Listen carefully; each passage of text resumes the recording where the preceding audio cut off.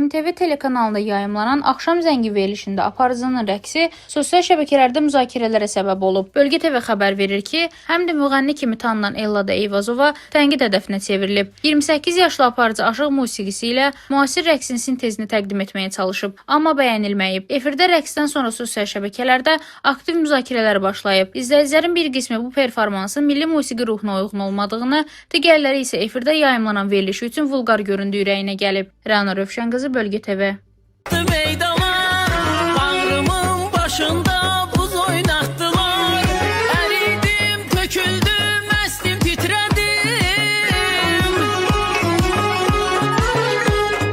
Əridim, töküldüm, əstim, titrədim. Elə bir sinəmdə köz oynatdılar. Elə bir sinəmdə köz oynatdılar. Allah bu toyda bir gözəl qız oynatdılar. Allah bu toyda bir gözəl qız oynatdılar.